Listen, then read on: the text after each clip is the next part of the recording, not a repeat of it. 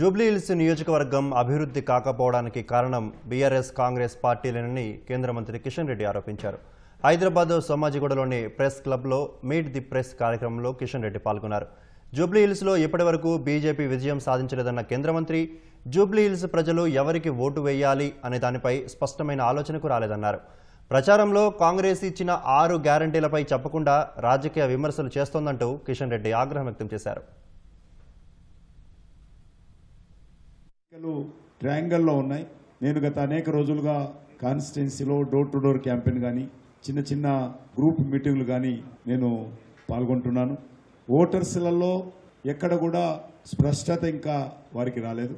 ఏవైతే సర్వేలు నిర్వహిస్తున్నారో ఆ సర్వేలు నమ్మకమైనటువంటి సంస్థలు ఏవి కూడా నిర్వహించలేదు. నేను సర్వేలన్నీ కొట్టివేయను, కానీ నమ్మకమైనటువంటి సంస్థలు ఏవి కూడా నిర్వహించలేదు. కాబట్టి నేను ఆ సర్వేలను విశ్వసించడం లేదు.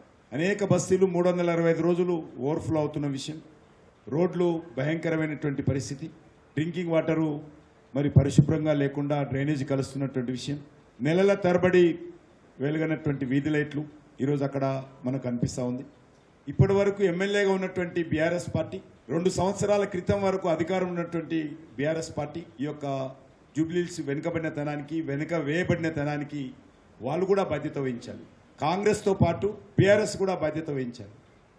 కాంగ్రెస్ పార్టీ ఎన్నికల ప్రచారంలో ఎక్కడ కూడా మేము వచ్చినటువంటి 2 సంవత్సరాల్లో ఈ యొక్క ఇచ్చినటువంటి 6 గ్యారంటీల విషయం కానీ, ఇచ్చినటువంటి అనేక రకాల 400 పైచీలకు సబ్ గ్యారంటీల విషయంలో కానీ ఎక్కడ కూడా ప్రస్తావించడం లేదు. ఎంతసేపు వ్యక్తిగతమైనటువంటి విమర్శలకు మజ్లిస్ పార్టీ మెప్పు పొందేందుకు గౌరవ ముఖ్యమంత్రి రేవంత్ రెడ్డి గారు ప్రయత్నిస్తున్నారు.